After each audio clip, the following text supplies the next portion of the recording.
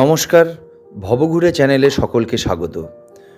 আজ আপনাদের শোনাব কমল চক্রবর্তী রচিত প্রিয় ফরেস্টার উপন্যাসের গল্প ওস্তাগর সালাউদ্দিন ঝরাপাতা প্যান্টুল। ওয়াইল্ড লাইফ ওয়ার্ডেন মিস্টার লাহিড়িকে বলতেই সঙ্গে দিলেন সালাউদ্দিনকে। গাইড, বছর 40 বয়স, পাকানো। সালাউদ্দিন জঙ্গলেই মানুষ, সমস্ত শরীর বেতলা বন জঙ্গলের তৈরি। কোথাও কইয়া বুনো কুকুর থাকে, কোথায় সম্বর বা কোটরা, কোন খাদানের নুন চাটতে আসবে লেপার্ড সে জানে। তাছাড়া জঙ্গলে তো এখন বন্দুক নিয়ে যাওয়া যাবে না, খালি হাতে বুদ্ধি সম্বল করে। ঘ্রাণ শক্তি যদি পশুর মতোই তীব্র না হয়, তবে তো একটা নিরীহ বাইসনও গৌর সোজা শিঙে তুলে নাচতে নাচতে চলে যাবে। তারপর সাপ বাঘ আছে, হাতি ভাল্লুক, কোনো ঠিক নেই। সালাউদ্দিন বলল, ভাবছেন পাথর বা গাছের গুড়ি। একটু পরেই সেই পাথর বা গাছের গুড়ি একটা ভয়ঙ্কর নখুনিয়া ভাল্লুকে পাল্টে গেল। ধাঁ করে আপনার উপর ঝাঁপিয়ে পড়ল। ব্যাস, একবার ভাল্লুকের নখের আঁচড় পড়লে বাঁচা যায় না।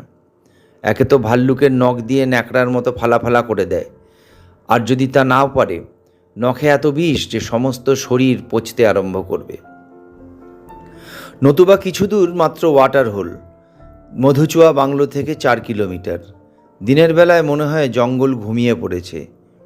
কি আর হবে, ব্যস্ত বনপথ ধরে হাঁটতে হাঁটতে চলে যাওয়া যায়। আসলে ভুল। বনে দিন রাত বলে আলাদা কিছু নেই। বরং সালাউদ্দিন বলল, জঙ্গলের বাড়তি সুবিধা কি জানেন? বন দিনে রাতে দুবেলাই চোখ দিয়ে দেখতে পায়। আপনি তো কেবল দিনে চোখ দিয়ে দেখেন, বন দুবেলাই। আপনি একা যেতে চান তো যেতে পারেন, তবে আত্মহত্যার সামিল হবে। অবশ্য একই কথা লাহিড়ী সাহেবও বলেছিলেন। একা যাবেন না মশাই, ভাবছেন কি সব পোষা? লালু ভুলু টমি বাঘা তু করলে ল্যাজ নাড়বে আর বাতাসা চাটবে? দূর মশাই, জানতেও পারবেন না, ভোগে লেগে যাবেন।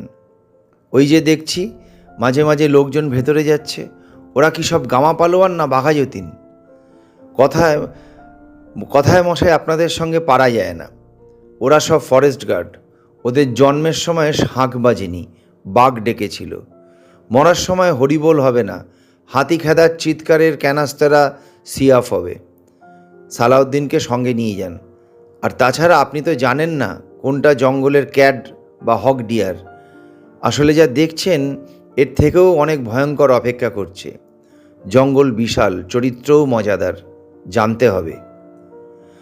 সালাউদ্দিন স্যান্ডোকের নিউকাট হলদেটে পাজামা শার্ট, ঠিক সকালবেলায় উপস্থিত, রোগা তামাটে। বলল, বাবু, জঙ্গলে একদম সাদাসিধে ড্রেস করে যেতে হবে। সব ট্যুরিস্টরা আসে, জেনানারা খুবসে সেন্ট, স্নো হিমানি মেখে, ঝলমলে পোশাক পরে জানোয়ার দেখতে যায়। এ কিন্তু ঠিক নয়। জঙ্গল দেখতে এসে কেন যে এত সাজ পোশাক, কাকে দেখান? এতে কি ক্ষতি? ক্ষতি নেই। জানোয়ার একদম রং পছন্দ করে না, আর ওই সব স্নো পাউডার ওরা টের পায়। ওদের নাক তো আলাদা। 1.5-2 মাইল দূর থেকে বুঝতে পারে জানোয়ারের কষ্ট হয়। দেখুন বাবু, আমরা জঙ্গলে পয়দা হয়েছি। জঙ্গল নিয়ে কোনো সময় তামাশা একদম ভালো লাগে না, বলতে পারেন ভালোবাসি। সালাউদ্দিন থামল। ওর মুখের বাঁ পাশে রোদ পড়েছে, ডানগাল তেলতেলে। কখনো একটা বনদেবতা দক্ষিণ রায় মনে হয়, কখনো নেকড়ে। রোগা মুখে অনেক রকম দাগ, আলো আধারের রিঙ্কেল। নাকের উপর একটা গোল কালো আধারের চাকতি বসানো মনে হয়, যেন বাঘ হরিণ গৌড়ে দেখেছি। আমার বাবা ফরেস্ট গার্ড ছিলেন, আমি চাকরি পাইনি। তবে ছোটবেলা থেকেই বাবার সঙ্গে বনে বনে ঘুরে বেড়াই। এখানে আবাদ খুব একটা হয় না, বসে খেলে চলে বলুন। গাইড হয়ে গেলাম। ভালো লাগে, কত রকম মজার মজার পশু পাখি, ফরেস্টার, ট্যুরিস্ট। আপনাদের বাঙালিরা খুব আসে, তবে খুব হল্লাগুল্লা করে, বন দেখতে জানে না। এদেশের ট্যুরিস্ট বন দেখতে জানে না, ভালোবাসা নেই।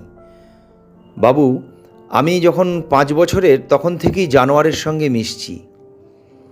আপনাদের ছেলেমেয়েরা জঙ্গলে এসেও খুব ড্রেস করে, রং মাখে, এতে জানোয়ারের কষ্ট পায়।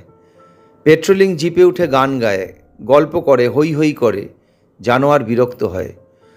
সমস্ত দিনের শেষে জানোয়ার কোথাও দাঁড়িয়ে বিশ্রাম নিচ্ছে কিংবা জাবর কাটছে, তখন চেল্লাচেল্লি কি ভালো।